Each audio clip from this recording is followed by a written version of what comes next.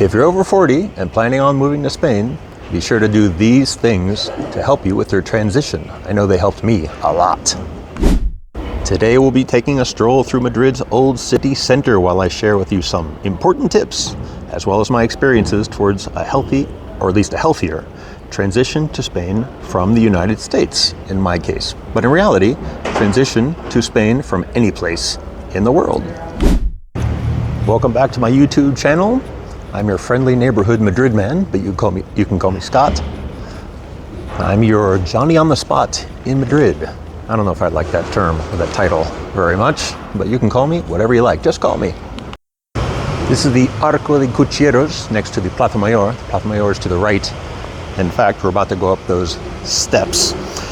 But MadridMan, I've been living in Madrid, working in Madrid, enjoying and sharing Madrid since I was about 40 years old when I moved here. And except for living and working, I've been enjoying and sharing Spain for about 10 years before that. Well, I wouldn't call myself an expert necessarily, but I do have decades of experience, and that accounts for something, doesn't it? I think so. So my usual disclaimer is, of course, individual results may vary. Everyone's individual experiences are different, as we all know. So while I moved to Madrid about 20 years ago, all the same lessons I learned then still apply today. In fact,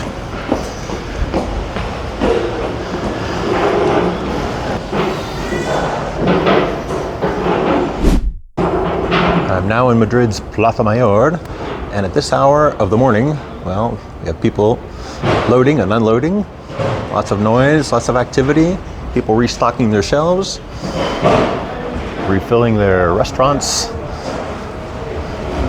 stacking bottles of wine and food in their restaurants and bars. And that's a typical morning in Madrid, Spain, the capital of the country, the big city. If you're serious about a semi-permanent or even a temporary move to Madrid, you'll have to take a number of things into account. It'll take some time, it'll take some patience, it'll take planning, and of course it will take some money. Following items will help you save time, will reduce your stress, because hey, this is a huge undertaking. You're moving countries, you're moving continents, you're changing cultures, you're using different currency, you're being exposed to a different language after all. And let's face it, it's a huge change in every way imaginable. Loading and unloading the Coca-Cola truck in there, that's what the mornings are like. They're quite noisy, noisier than in the afternoon. In fact, you would think it'd be the opposite, but no, it's quite noisy here in the Plaza Mayor in the mornings. Well, anyway, back to what I was saying. Trucks coming, trucks going. The tourists are now out and about. They join their tour groups. As you can see, they're in the middle of the Plaza Mayor. So in an hour or two, all of these trucks, delivery vans will be gone. Thank goodness. But hey, they're a necessary part of life in the big city. So as I walk and talk, I'll give you these tips, very, very important tips to making your transition to Spain from the United States or wherever much, much easier. These are the tips that I followed, the things that I did, and hey, am I thankful for them. The first thing you should do is physically visit the place you're planning on moving to. So I live here in Madrid, Spain, and that's what I did. So I recommend visiting Madrid or Valencia or Barcelona or Sevilla or Malaga or wherever at least once, or if not twice, if not 3 times, to get to the basic feel of the place, first of all, and see if you like it, if you like the surroundings. But the honeymoon stage wears off quickly. We have the police coming through now in the Plaza Mayor. I don't think they're coming for me. They're coming at me. They're not coming for me. I certainly hope not. What you could do is simply rent an Airbnb, get an apartment, and stay here, if possible, for a month's time. A month's time. If you can afford it, if you can manage it, if you can get that much time off work. Do your shopping at the local markets, supermarkets, talk with the shop owners, eat the fantastic food that they have here in Spain. It's all great, all the food, all the drink, and quite affordable as well as compared to other European cities. Spain in general is quite affordable, in fact. So anyway, so get out and about, mix with the locals, and get the lay of the land. See how you feel about the place, first of all. And if possible, visit at different times of the year, because different parts of Spain have different climates at different times of year, naturally. So the northern part of Spain, of course, is cooler, greener, wetter. It gets more snow, and it's cloudier as well. So some people can't take that. Whereas in the south, it's drier, less humidity, and it doesn't rain much. That's true. It's browner because it doesn't rain much. And the lifestyle is a little different in the south as compared to the north. Madrid, right in the center of the country, is dry. It doesn't rain too much. We get some rain. It almost never snows. And it's extremely hot in the summer. And it's a dry heat, not a humid heat like they have in, for example, Valencia or in Barcelona, which can be quite uncomfortable because of the high humidity. Me coming from the Midwest, I'm used to the heat. However, I never did get used to the humidity. Humidity is a killer, in my opinion. The next item is language. Language is important, of course. Without language, you can't communicate with the people here, in general, and things will be a lot easier if you can, obviously. If you took some high school Spanish or some college Spanish, or you use Spanish a little bit, have a basic foundation, it's going to be easier for you. So I recommend, if not starting to learn now, brushing up on what you have learned, because that's going to make things a lot easier. They're tossing out the beer kegs for the bars, so they're loading up for the day's beer consumption there. So now, in theory, you've already visited Spain. You've enjoyed certain aspects about Spain, and now you're sitting back home, and you're thinking, could I live there?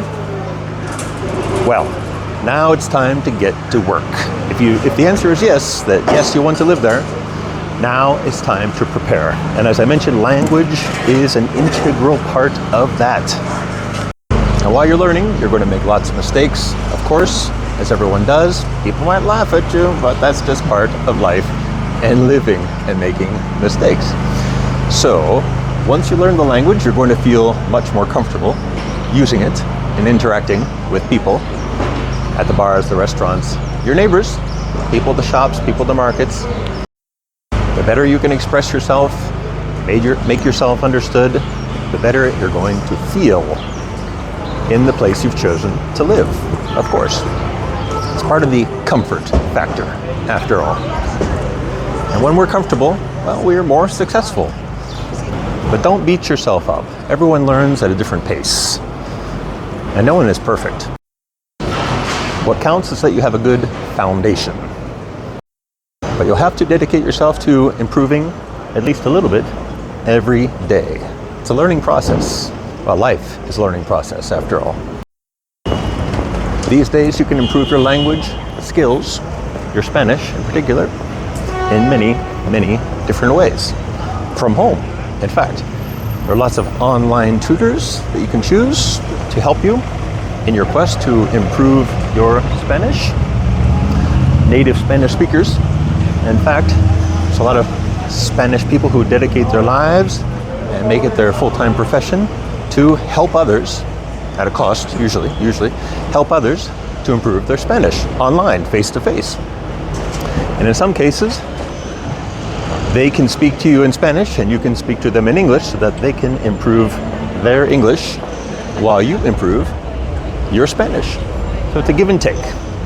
Usually it's just one way, but not always. A Mallorquina behind us here in the Puerta del Sol. We're in the Puerta del Sol. There we are, Puerta del Sol. Very nice. So that's one way to improve your Spanish from home, from the comfort of your own home.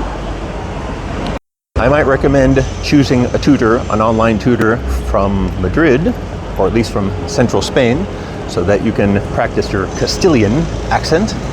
As you might know, different regions of Spain tend to have different accents, and in some regions of Spain, they speak different languages. In fact, like in Barcelona, they speak Catalan, and in the Basque Country, they speak Basque, of course. And in Cádiz, well, they speak Spanish, but with such a strong accent that it's often very difficult to understand them. Your improving level of Spanish will also help you later in social situations, of course. And across the street, try not to get killed by the trucks, delivery trucks and such. In the Puerta del Sol, the heart of the city. The next item is familiarity. Learn everything you possibly can about Spain and about the city to which you're moving. There are lots of online sources, as you all know. Check out the maps, check out the videos, walks of the city, read books about the history, the culture, the people, the politics, if you will. Learn about the different dishes in different parts of Spain that are popular, that people like. Familiarity, so that when you look at that map and you see that corner of that street, you can practically visualize what's around the corner. And that makes you feel more at home, doesn't it? It makes you feel more comfortable in the place you've chosen to live. Read about the monuments, read about the parks, read about how people live their lives. And once you feel virtually comfortable, well, anything is possible, right? After that, when you feel comfortable. Next is community and friendships. Let me change arms, the thing is getting heavy. Community and friendships. So community is important when you move to another country, but it's possible, community and friends, community and relationships, but creating a community or having contacts in that country is easier now than ever. Well, it's been easier for the last 20 years. In fact, I had a bit of a community set before I moved here as well. So there are lots of online sources to create community or feel part of that community to where you plan to move. There are Facebook groups, forums, many other ways. So back in the day, before I moved here, I was very active in forums, online message boards, bulletin boards, if you will. And I interacted with a lot of Spaniards and a lot of people who were just as passionate with Spain and with Madrid as I was. That was nice. It made me feel comfortable. We shared ideas, we shared experiences. And that way, in part, once you feel like you have a bit of a community, and maybe you've even established some kind of friendships, that once you get here, or when you visit the next time, you can meet up with them, spend time with them. And hey, as I always say, when you move to a different country, in this case, Spain, all you need to do, I'm simplifying, of course, all you need to do is meet one Spaniard, and then you are set. You are set. Why are you set? Because that Spaniard is going to introduce you to his or her Spanish friends, and so on, and your network is going to grow like crazy, like wildfire. You're going to have social events, you're going to go out, you're going to have drinks, you're going to go dancing maybe. Well, if you're over 40, maybe you're not going to go dancing. I don't know. Maybe you like dancing at 40. I don't. But that's just me. I'm walking towards Callao. Callao. Walking up Preciados, Calle Preciados, in fact, where all the shops are. With some of these friends that I created online, I did actually meet them once I moved here. We're still friends, we were fast friends, and then we are still friends and longtime friends. We still get together from time to time, and that's pretty cool. But remember, when you move to a different country, always put your best foot forward. Remember that you are a visitor in their country, in their city, and so respect that. And be patient with the cultural differences and the language differences. Different ways of doing things, the different manners, the different ways of interacting, okay? It's a different country, it's a different culture, different ways of doing things. And they're not worse, and they're not better. They're just different. So it's important, as an American or wherever you come from, to not to judge. And that's tough sometimes, because we have our comforts, and if you're 40 or older and moving to Spain, you have certain set norms in your life, and it's difficult to change. Sometimes it's difficult to change, and I understand that. But it's best to be respectful of the different countries, the different cultures in those countries, and the ways of doing things. They might surprise you. In fact, they might shock you. They might disgust you, in fact, in many ways. But hey, it's part of the excitement, right? And every day I wake up, and every day is a new adventure. The last item, legalities. Here we're talking visas and working in Madrid. There are a number of ways to move to Spain legally, and I'm not going to go into too much detail because, well, I'm not an expert, I'm not a lawyer, I don't work in visas, but I am living and working here legally. So just to mention a few of those ways are the following. The first, and maybe most laughable option to move to Madrid, even at 40 years old, is that you could do a semester or a year study abroad in Spain, and you can get a visa pretty easily, and you can experience Madrid or Spain or Barcelona or wherever firsthand. It'll cost you money, you'll have to ask for time off work, that's a fact, but it's very doable, very doable. Another option, which isn't for everyone, once again, is to do a kind of, sorry, the police are coming here. Boy, the police are everywhere. I think that's normal, okay? Don't be alarmed. They're just driving through the Plaza de Callao. Yeah, it's to do a language assistant program. So here, you sign up with a company, and you work as an English teacher's assistant at a school. So you might help the students with exercises, you might help them with their pronunciation, you might, play games with them, possibly, also.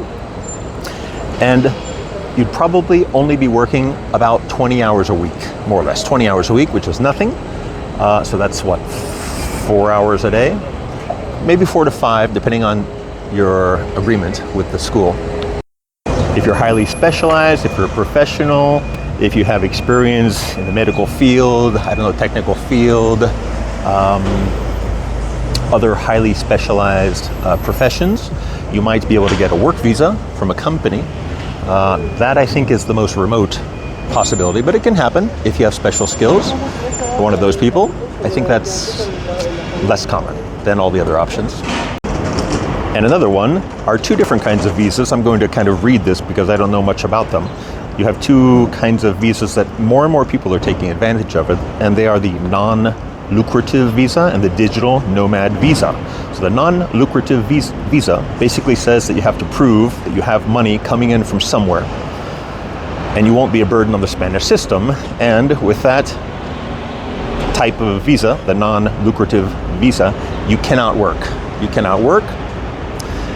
It says that you have to prove that you have money coming in from somewhere, as I mentioned, it won't be a burden on the system, and you must get some kind of private health insurance.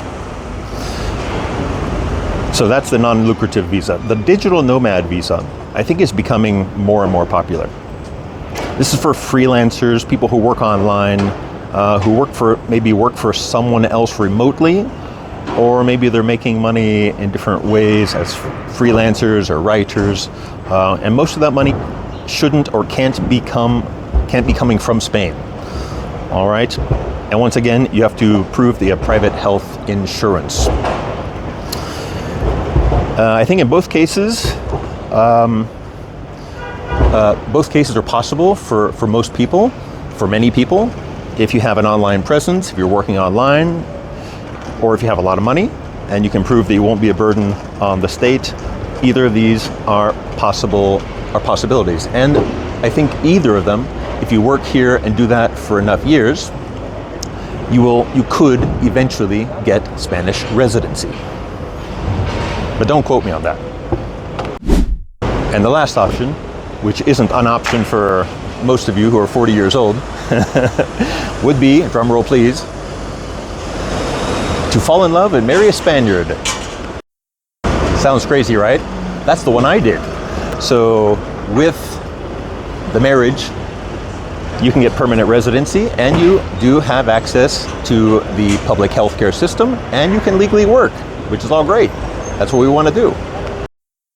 You'll have to pay taxes, obviously, but then with residency, you'll feel more integrated into the culture, and you feel part of the locals. You'll be like a local. In fact, while it's true you'll have to pay taxes in Spain, you might also have to pay taxes in the United States. Why do I say that? Because the United States, incredibly, is the only country in the whole world which requires their citizens to file a tax return in the United States, even if you're not making money in the United States. They want to know how much you're making outside of the United States, because apparently the law is if you make outside of the United States somewhere between $110,000 to $120,000 a year outside of the United States, you, as a U.S. citizen, have to pay taxes on the excess amount of that. So I have to pay a company, in fact, how much do I pay? Gee, a few hundred euros to prepare my U.S. taxes, because I have to include my Spanish income and my Spanish details. And the United States, has to know how much I'm making so that they can tax me if possible while living abroad. Crazy, huh? And once again, individual results may vary. And if you're over 40 and want to move to Spain, to Madrid in particular, there are definitely ways to do that. Do it smartly, with preparation and patience. So this is MadridMan signing off. Ciao for now, and hasta la próxima.